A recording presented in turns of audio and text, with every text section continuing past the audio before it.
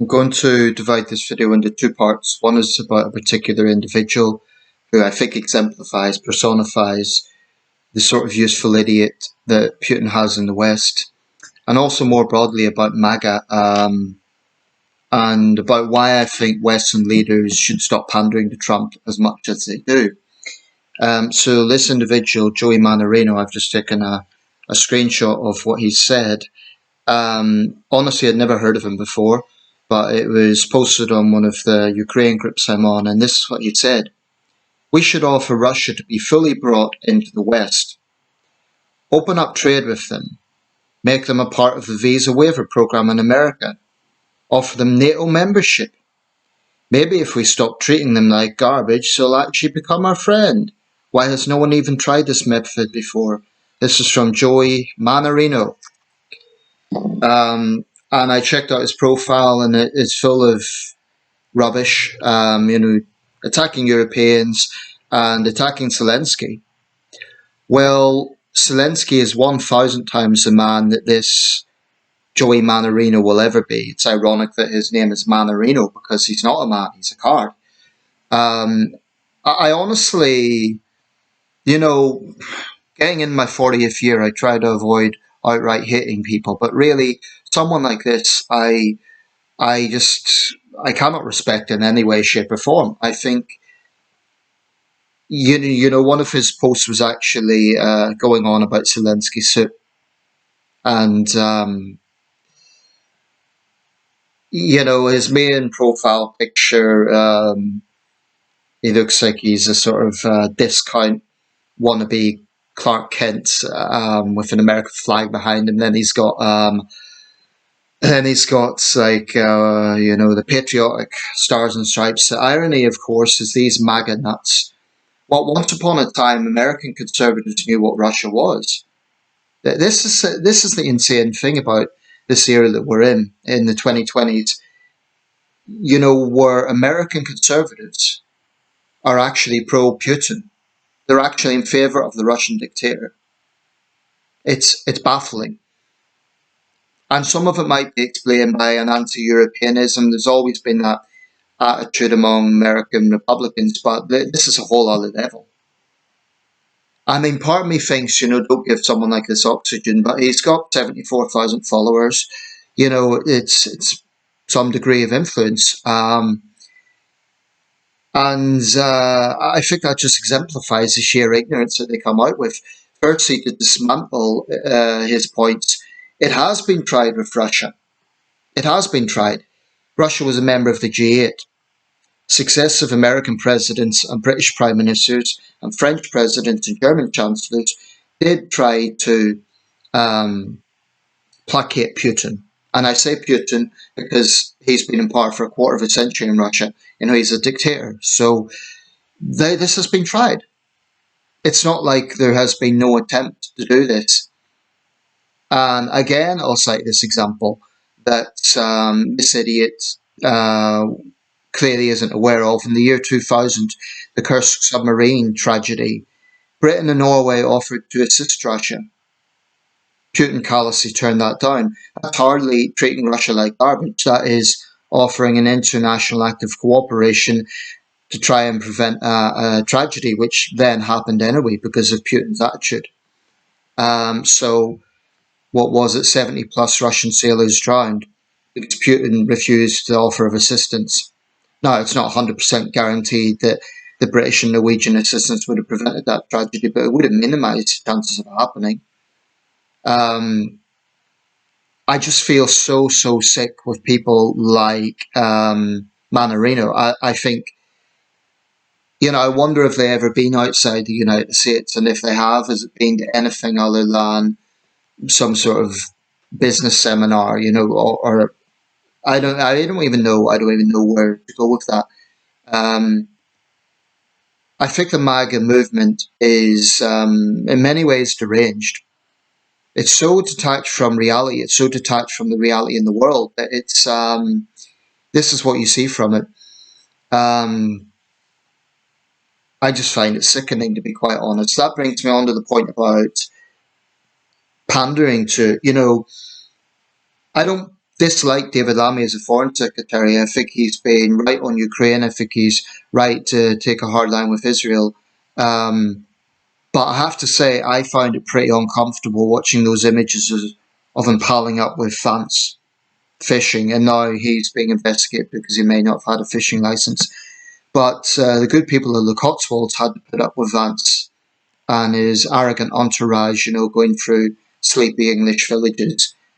What something had happened, what if someone's little dog had, like they were in a pub and the little dog ran across the road and they went to get it.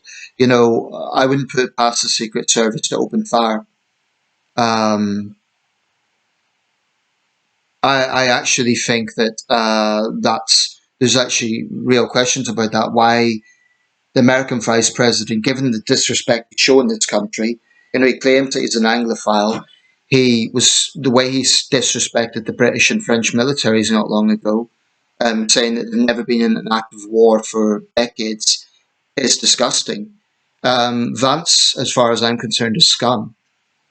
I hate him almost more than Trump because Trump's always been a slime ball. But with Vance, once upon a time he saw what Trump was, but then he sold his soul for political ambitions, for fame, whatever the reason was. And now he's one of Trump's biggest lapdogs. In fact, he's number 2, and there's a chance he could be the next president. So, and he's only in his early 40s, so he's only like a year or two older than myself. So that means he has potentially years ahead. So I think there should be a lot of scrutiny of J.D. Vance. The unbelievable arrogance of the Trump administration coming out with the things it's coming out with, I still think is rather vomit-inducing, that Alaska summit. The more I think about it, at the time I thought, well, I was always skeptical of it, but I thought, okay, we'll see what happens. But the more I think about it, what that actually was is a mass-murdering Russian tyrant welcomed on American soil. If you look at the banquet that they got, it was sickening. Putin treated like an honoured guest. This is a guy whose forces have kidnapped thousands of children, who even as he was speaking, his forces killed civilians in drone strikes. It's the same with Netanyahu if Netanyahu visits the US, although in that case it's a little bit less surprising because Israel and the US have always been close. But Russia and the US, even when there was detente going on in the Cold War, when Nixon was reaching out, when Reagan and Bush Sr. were reaching out, yes, it would have been that sort of those diplomatic overtures. But Brezhnev and Gorbachev are saints compared to what Putin is, really. No Russian leader's ever had a shining human rights record, but Putin is on a whole other level. No other Russian leader comes close since Stalin. In a few years, Putin will surpass Stalin's tenure. Stalin was in power for 27 years. Putin, so far, it's 25 years. So he'll soon surpass that tenure. But, whether he surpasses Stalin's brutality or not, in terms of the raw figures, it's not quite on that scale. But, Stalin was a monster. But I think Putin is today's... he's a lot of things.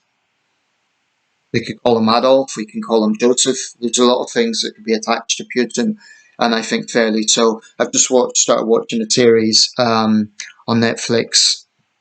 They done a series on World War II. I can't remember off the top of my head the tagline of the whole series, but this particular one is on the Cold War, and it started off by talking about today's contemporary situation.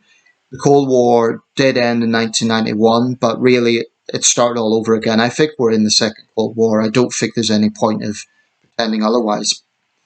And I think Putin's a very dangerous man.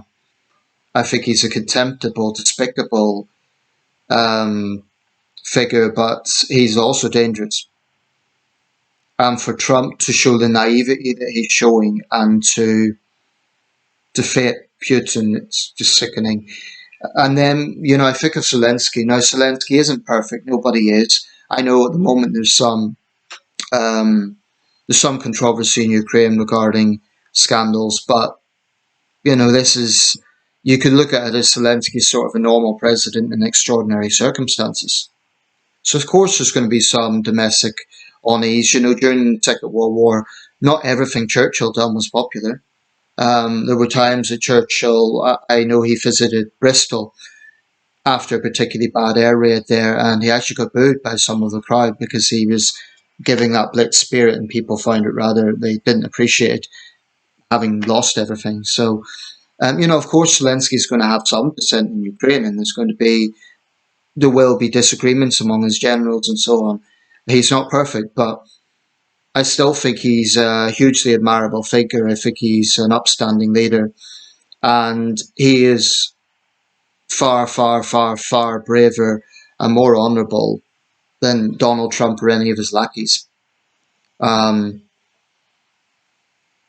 fact that he could even joke, the whole strip thing, it's so trivial, it's so mundane. The fact that Zelensky could smile with that. I saw one photo which just says it all. Trump was showing Macron and Zelensky his MAGA hats. Because Trump's an egomaniac. You would think there's more important things to discuss than Trump showing off his ambition merchandise. So I think actually that, someone like Joey Mannarino doesn't live on this planet. He's in this little MAGA cult. He doesn't see what the civilized world sees. And he's not alone. A lot of the MAGA cultists are like this. They don't know the reality in Ukraine, or they simply don't care. So instead, they prefer to show callous stupidity by acting as bootlickers for Putin. And I think they just deserve total contempt. This state visit that's going ahead, I think it was a very serious mistake for Starmer to be so quick in offering that. I know the king isn't comfortable with it, but he'll have to. It's a head of state. I don't really know why Starmer done that. Maybe it was this idea of placating Trump to lower tariffs. I do think the West generally, I do have one criticism of European leaders. I think there's far, far too much caution when it comes to Trump. There's this idea we better not provoke him. There are some Western leaders, like Giorgia Meloni comes to mind, who are genuinely quite pro-Trump. There's others who have been a bit more outspoken than Starmer has. I give Friedrich Merz his credit. He very clearly told the Americans to stay out of German internal affairs, referring to Musk's attempts to interfere with the German election. So I do give him credit in that regard. But Starmer has definitely shown avert caution. David Lammy's pandering to Vance. It just comes across as, give a bully what they want. I'd like to see a bit more backbone when it comes to standing up to Trump. And it's true that Starmer and Macron did publicly correct Trump's nonsense about the EU expecting, about Europe expecting Ukraine to pay everything back.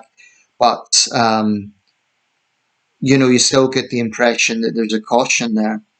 We better not offend Trump because of American power. Trump's like all bullies, I think if you stand up to them, they will back down eventually. And frankly, right now, America is not leading the free world. Let's be very clear about that. It absolutely is not leading the free world. Because if it was, Trump would understand that Putin is a murderous dictator. And yes, you may have to speak to him, but to do it on American soil, that's highly questionable. Maybe a third location might just about be acceptable if Trump actually has the backbone to directly challenge Putin to his face about Russian war crimes in Ukraine. My concern is Trump isn't going to do that. He's going to use euphemisms. We have to end the war. We have to end the suffering. But Putin is a thug. He's a murdering dictator. And my concern is he's just being placated with this. So the state visit in September, I'm pleased that Parliament won't be in session because it avoids any noise over Trump not addressing it. I hope there is big protests. And I know the police have a job to do. but I hope they're not too zealous in it. What I mean by that is, of course, they're not going to let anyone get near Trump in terms of posing a threat. But I don't think Trump should be shielded from seeing this. I really, really don't. I hope that Trump sees that he is unpopular with the majority of British people.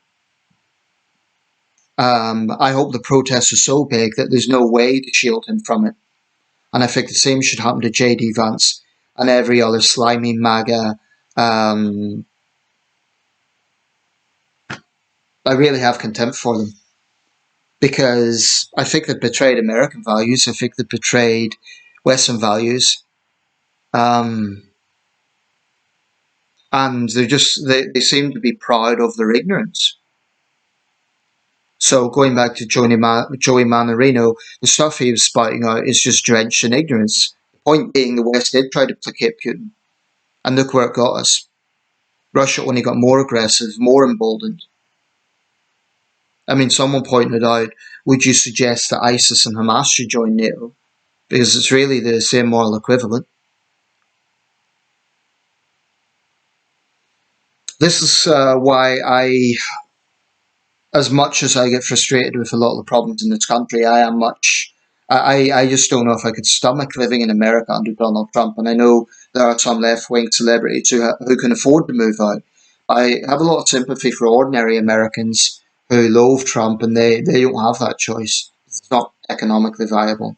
Um, I would just reassure them, there is a term limit.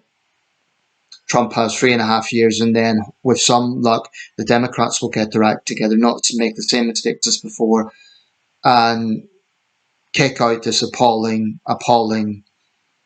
um, political operation. I was going to call it, kick out Trump, but Trump Vance. I think they're rotten to the core, and I just, the thing about being a peacemaker is you have to have a sense of justice as well. And Trump has no sense of justice. He is a convicted criminal. Um, I think the only reason he's toughened his rhetoric with Putin in recent weeks is because he feels Putin's let him down personally. I don't think Trump has any moral unease at all about what's happened to the Ukrainian people. I think he looks down on the Ukrainians. And I think that partly explains, I mean, this is conjecture on my part, but I think the appalling way they treated President Zelensky earlier this year was a kind of disparaging way of looking down on what they see as an East European. I really think there's something in that. Because Trump wouldn't treat Starmer or Macron or Merz or Maloney that way. So why treat another European leader that way? I think there is something in that. And what I find sickening is American hypocrisy. How these MAGA nuts expect Ukraine to just give up their land, to just take all the blame. And again, I use this analogy, although they're too stupid to comprehend it. If the United States was invaded, and let's say the Carolinas, Florida, Arkansas, Georgia were occupied by the invader, American women had been raped, American soldiers tortured, American children kidnapped, and then let's say Europe came in, right? Say France or the UK came in and said, oh, America provoked this situation. America provoked this situation. Why are they not trying to get peace? It honestly enrages me. It sickens me to see that such stupidity could hold such power. And Trump is powerful. He's American president. There's no getting around that. I think he's damaged America. I think he's definitely damaged American credibility. But by virtue of his office, he is arguably the most powerful man in the world, although I think that could also go to, unfortunately, Putin's been in power in recent weeks. Then, of course, Xi Jinping. The whole thing stinks. If peace comes out of this, it would be a miracle, because at the moment it seems that what Trump is pandering to is the idea that it will be peace on Putin's terms, which is not peace at all. It's subservience. I mean, I get angry with this. I don't know. I can only imagine how the Ukrainians feel. And Joy Mannarino, you are such a pygmy compared to President Zelensky. You know, just leave it there because I'll just go in circles. I don't want to just get into a long rant, but that's how I feel about it. I would like to see this country not pander to Trump as much as it's doing. Yeah, we have to work with the Americans. It's the most powerful country in the world. Um, and there is the real politic of that, but that doesn't mean we need to. I mean, I'd like to know why David Lammy thinks it's, appropriate to go fishing and buddy up with a guy who's insulted this country.